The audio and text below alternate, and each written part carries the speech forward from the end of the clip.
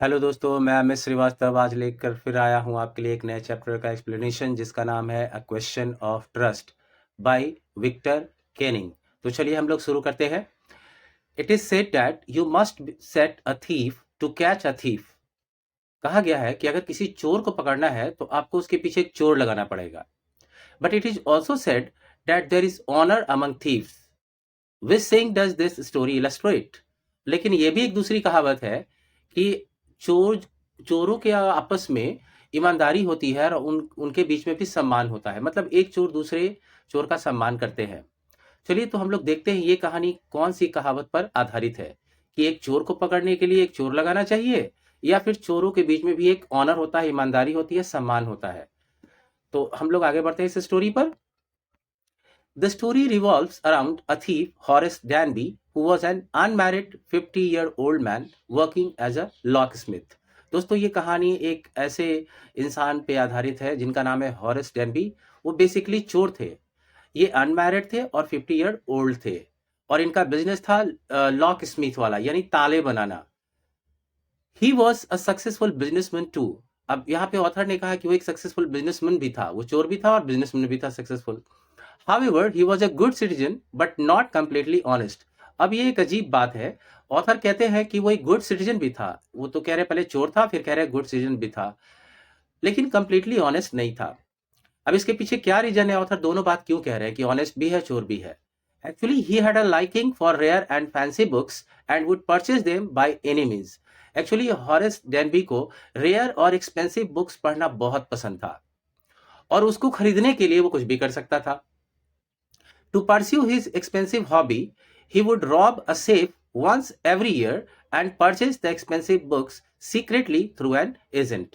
और जैसा कि ऑथर ने कहा है कि अपनी हॉबी को, एक्सपेंसिव हॉबी को परस्यू करने के लिए, मतलब अपनी हॉबी को आगे बढ़ाने के लिए वो क्या करता था, हर साल सिर्फ एक बार एक तिजोरी तोड़ता था। उसमें से जो पैसे मिलते थे उनको वो एक्सपेंसिव बुक्स खरीदने में लगा देता था। खुद नहीं खरीदता था, जाकर सीक्रेटली एक एजेंट को पैसे देता था और उसको बोलता था मेरे लिए ये रेयर बुक्स तुम ले आना। आगे हम लोग देखते हैं। He would carefully plan before making any burglary attempt. This time he had his eyes on a house at Shotover Grange. दोस्तों ऑथर ने कहा है यहाँ पर कि कोई भी चोरी करने से पहले लोग प्लानिंग करते हैं, तो ये भी बहुत अच्छी तरह से प्लानिंग करता था कि कहाँ पे लोकेशन है घर का, कितने लोग रहते हैं, कितने रूम है, और क्या क्या इंपॉर्टेंट डिटेल्स जो जरूरी होता है वो सारे इंफॉर्मेशन वो कलेक्ट करता था। इस बार उसकी निगाहें उस एक लोकेलिटी थी शॉर्ट ओवर ग्रेंज, वहां पर एक हाउस था, तो उसने उस हाउस को अपना टारगेट बनाया। He carefully studied its rooms, electric wiring, its paths and gardens for 2 weeks. मतलब उसके जो इलेक्ट्रिक वायरिंग है, रूम्स है, उसका पाथ कौन सा है, गार्डन कैसा है, इन सभी का स्टडी उसने 2 वीक्स तक बहुत अच्छी तरह से किया। एक्चुअली एक मैगजीन था इस घर के बारे में, उस मैगजीन में छपा हुआ था कि एक बहुत बड़ा सुंदर और अच्छा घर है इस मोहल्ले में, इसमें इतने रूम्स है, यहाँ पर वॉल में एक पिक्चर टंगा हुआ है, उस पिक्चर के पीछे एक तिजोरी है। तो ये सारे डिटेल्स उसने पढ़े थे। The family of that house was in London. और घर के सारे परिवार के सदस्य जो थे उस घर के, वो लंदन गए हुए थे। One fine afternoon, the two caretakers of the house had gone to watch a movie. एक दिन उस घर को देख रेख करने के लिए जो दो स्टाफ थे वो दोनों मूवी देखने के लिए चले गए। Horace realized this was the best time to execute his act. He came out from behind a wall of the garden and entered the house with all his tools packed in his bag. अब Horace को लगा कि इससे अच्छा और मौका नहीं हो सकता अपने प्लान को एग्जीक्यूट करने का, क्योंकि मालिक लोग सभी जो घर के हैं, मेंबर्स लोग, वो लंदन में है और जो स्टाफ जो है यहाँ पे देख रेख करते हैं वो लोग मूवी देखने के लिए गए हैं। इसलिए वो गार्डन वॉल के पीछे से घुसा हाउस में और अपने सारे टूल्स को उसने पैक कर लिया था जो भी तिजोरी को तोड़ने के लिए जरूरी होता है। He had packed a key from the hook on the he had picked a key from the hook on the kitchen door. अब किचन डोर पर वहां पर हुक लगा हुआ था, उस पर डोर का की भी था। तो उसने ये भी स्टडी किया था कि ये लोग जब स्टाफ कहीं बाहर जाते हैं तो अपना चाबी कहाँ पे वो लोग लगाकर जाते हैं। He quickly wore his gloves to avoid leaving fingerprints behind. बस जल्दी से उन्होंने ग्लव्स पहना ताकि कोई फिंगरप्रिंट्स ना छूट जाए। जैसे वो एंटर किया उन्होंने किचन के पास, a small dog was lying in the kitchen. It stirred, अब कुत्ता अब किसी अजनबी को देखकर मूव किया, और he started moving its tail in a friendly way, थोड़ा सा नॉइस भी किया और फ्रेंडली वे में अपना टेल को हिलाने लगा। तभी हॉरेस डैनबी ने कहा, all right Sheri, Horace said as he knew that if you had to keep dogs quiet, call them by their right names and show them love.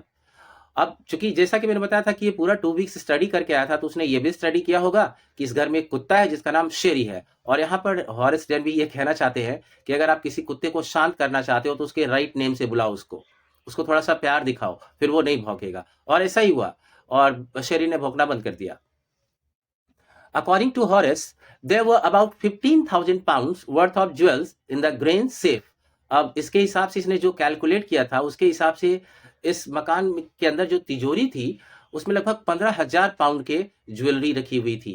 He thought that even if he sold them one by one, he would get at least 5,000 pounds that would keep him happy and content for 1 year.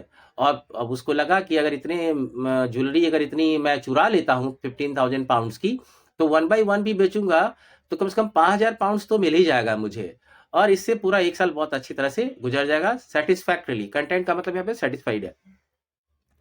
In the room there was a vase of flowers on the table, और जब room में घुसा तो उस पर एक फूलों का गुलदस्ता रखा हुआ था। The fragrance of flowers tickled his nose, लेकिन उसमें से जो फूलों की खुशबू आ रही थी उससे उसके नाक में कुछ इरिटेशन हुआ, मतलब एलर्जी टाइप, और वो छींकने लगा। ही स्नीज्ड आउट रिपीटेडली, और बार बार छींकने लगा। Then he heard the voice of a young lady, तभी एक यंग लेडी एंटर करती है, बहुत ही खूबसूरत लड़की। आपको मैं फिर से ऊपर थोड़ा पिक्चर में दिखाता हूँ, आप देख रहे हैं कि यहाँ पे एक यंग लेडी खड़ी है, वो एंटर करती है, और she pretends to be the wife of the owner of that house, और उसे कहती है कि मैं इस घर की मालकिन हूँ। She told him that she had come here suddenly because she wanted her jewels to wear at the party in the night.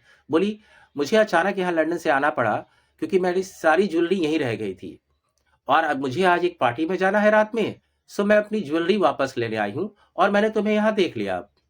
अब बताओ मैं तुम्हारा क्या करूँ? पुलिस को बुलाऊं?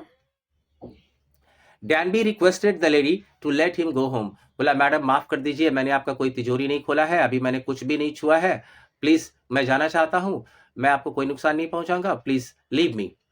She asked him to open the safe, बोली एक शर्त है, तुम ये तिजोरी खोल दो मेरे लिए।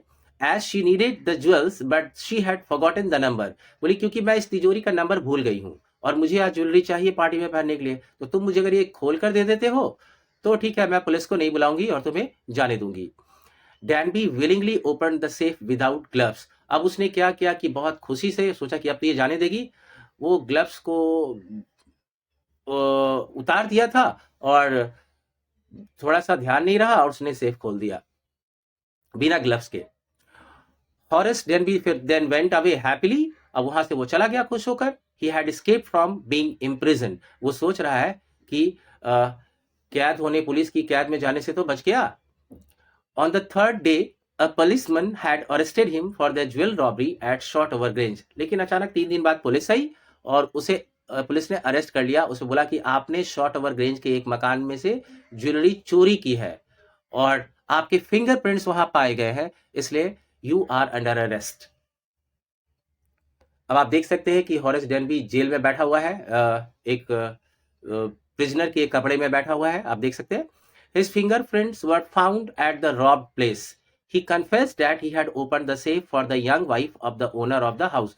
उसने स्वीकार किया कि हाँ, घर के मालिक की जो एक यंग वाइफ थी, उसके कहने पर मैंने सेफ तो जरूर खोला था, बट ज्वेलरी मैंने चोरी नहीं की है। आप उनको बुलाकर पूछ लीजिए, उन्होंने ही कहा था सेफ खोलने के लिए, मैंने चोरी थोड़ी की है। But in reality the owners wife was about 60 years old. लेकिन ओरिजिनल जो मकान मालकिन थी वो 60 साल की थी। She said that the story was not true. और उन्होंने आकर कहा कि ये झूठ बोल रहा है, मैंने इसे कब कहा खोलने के लिए, ये सब तो बहाने बना रहा है, ये सब फॉल्स स्टोरी है। हॉरेस डैनबी भी उनको देखकर सरप्राइज हो गया कि ये तो 60 साल की है, वो तो काफी यंग लेडी थी। Now the police arrested him and he was the assistant librarian in the prison. अब वो पुलिस अरेस्ट करके ले गई है और जेल में अब वो असिस्टेंट लाइब्रेरियन है। चूंकि पढ़ने का काफी उसे शौक था, he always thought of charming young lady who was in the same profession as he was. अब वो बार बार हमेशा उस लेडी को याद करता है। आप देखेंगे जैसे बैकग्राउंड में उस लेडी का चेहरा नजर आ रहा है, आप देखेंगे क्वेश्चन मार्क वहां पर डाला गया है, क्योंकि क्वेश्चन ऑफ ट्रस्ट है यहाँ पर। उसने इस लेडी पे यकीन करके खोल दिया सेफ, लेकिन ये लेडी खुद चोर थी। अब बताइए, तब अब कहा कहते हैं ना कि कहावत में, कहानी में है कि एक चोर दूसरे चोर पर यकीन करता है, चोरों में आपस में ईमानदारी होती है, सम्मान होता है, और हिंदी में कहा भी गया है चोर चोर मौसेरे भाई। तो अब वो उस लेडी को याद करके बस वो गुस्सा होता रहता है। Now he didn't believe in the thought of honour among thieves. और अब कोई उसे कहता है कि चोरों के बीच में ईमानदारी होती है, सम्मान होता है, तो इस पर वो बिल्कुल ही यकीन नहीं करता। और दोस्तों यहीं पे कहानी खत्म हो जाती है। उम्मीद है आपको ये कहानी अच्छी लगी होगी, और मैंने आपकी सुविधा के लिए इसका पीडीएफ का लिंक डिस्क्रिप्शन बॉक्स में डाल दिया है, आप चाहे तो वहां पर देख सकते हैं। और दोस्तों एक बात और, अगर आपको मेरा चैनल पसंद आता है तो मेरे channel English tutor by Amit Shrivastava को सब्सक्राइब करें और दोस्तों को भी रेकमेंड करें। Thank you.